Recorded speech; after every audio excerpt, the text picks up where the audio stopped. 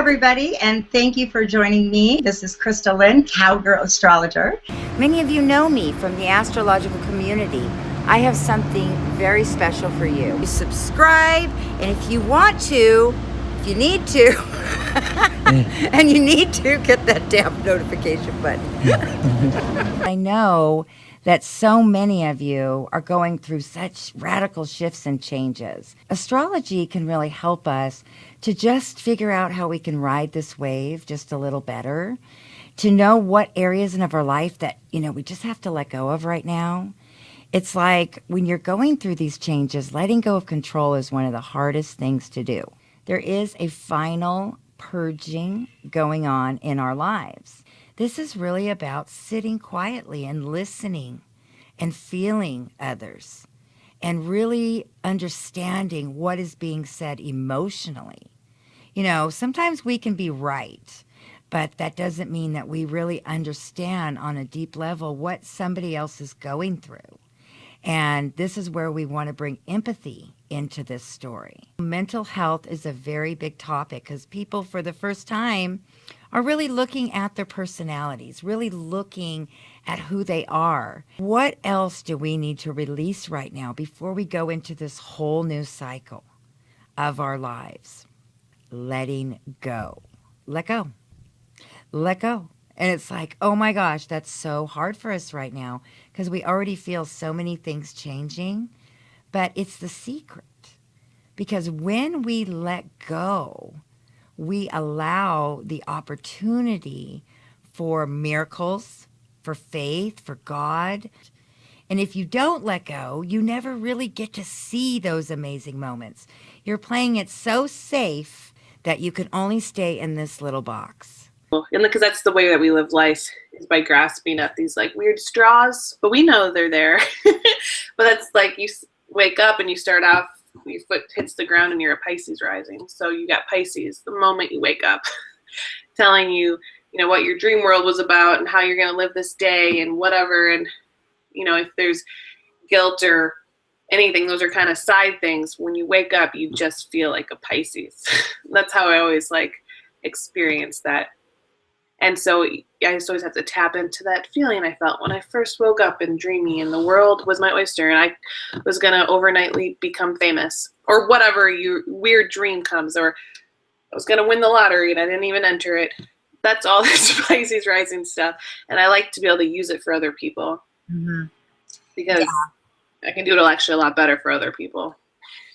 Yeah, and people don't understand that. I think that to myself a lot because I'll be going up and down emotionally with different things and energies, but put me in front of a reading, put me in front of a situation and where I can get out of myself and enter in, whatever I had going on is immediately gone. And I actually like that. I actually please get me out of my own head. Please let me serve. Let me do something for you, because me thinking about myself, that could be, who knows how I'm going to feel about myself from day to day. I know. Yeah, and even if I'm doing my own astrological readings, rarely do I read about my own life myself. Yeah. I'll read about other people's stuff and how it's going to affect me. I can't, to get into this is a very hard thing to do. Yeah. To get into everybody else, much easier. Okay, my year is going to go this way because I read these 5 people's charts who are connected to me. Yep. So now I know, which is silly in itself to even, that's a control thing I have, but it is kind of like that. You do a lot better with other people. It's so fun to get to talk to someone that I know has the same passion and has really seen how astrology can play out in your everyday life. It's a fascinating study. It is, and it's so layered. It's like Shrek the Onion, because there's natal astrology, which is my forte. That's really what fascinates me, because it gives you this intake, or this insight, I should say, into a person that it's like a blueprint of their psyche and their soul, practically. And I say that after studying many of my friends' own charts, after anally asking them what their exact birth time is. It's here, give me the birth certificate. Just Well, it's really important. it's long overdue. I think we should have talked about this a long time ago. So I agree with that. Yeah. let's get on it. Let's get on it. Well, you know, I just wanted to say to keep it, you know, to a place where everyone can get something out of this.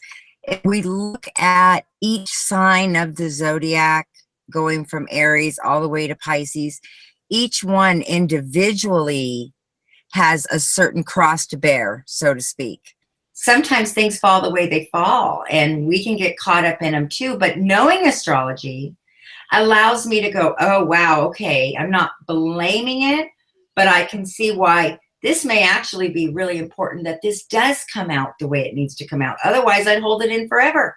Yeah, I totally agree. And I think I used the word wave also in my video, and this is how I best describe it as well. I don't know if it's a Pisces thing, but yes. It's like knowing how to surf. If you know a bit of astrology, you know that the wave is coming, so you need to ride with it. If you're trying to go against it or under it, you're not going to get on top of it. So I think I totally agree with you. It's understanding the energy so you know how to master it.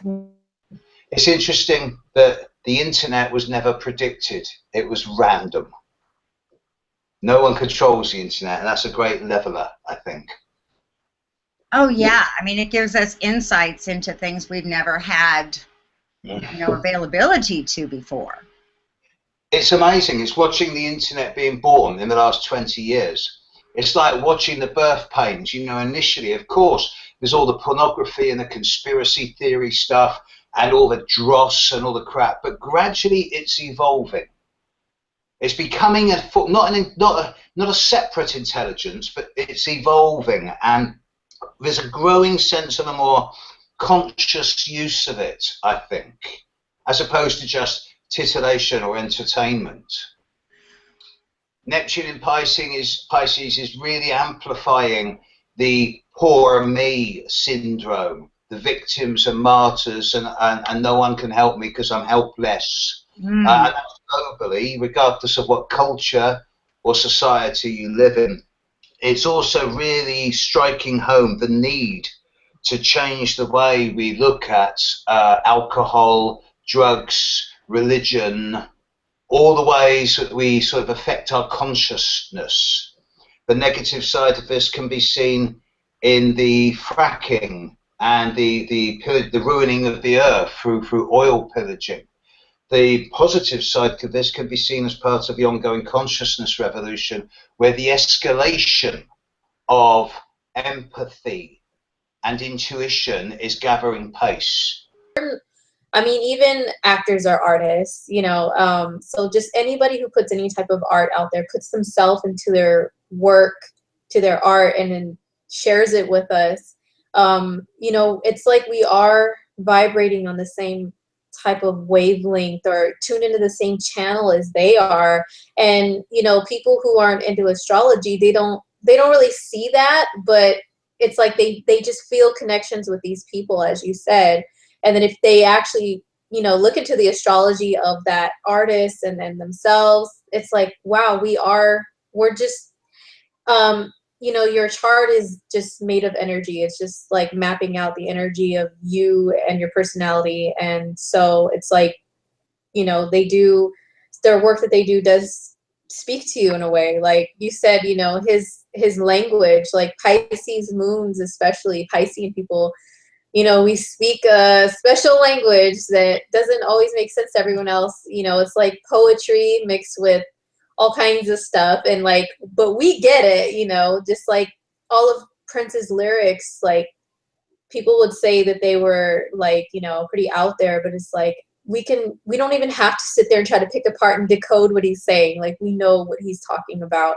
You know, we're connecting to that music at that same time. That's why music is so powerful when you're driving down the road and you listen to a song and it can take you back to a very specific memory. It's like you're solidifying that memory with that song. You're kind of like the pioneer for all of us that, you know, we can even begin to dive into the depth of astrology. So Tell us about what you do, Stephen. I want to make sure that I get it right.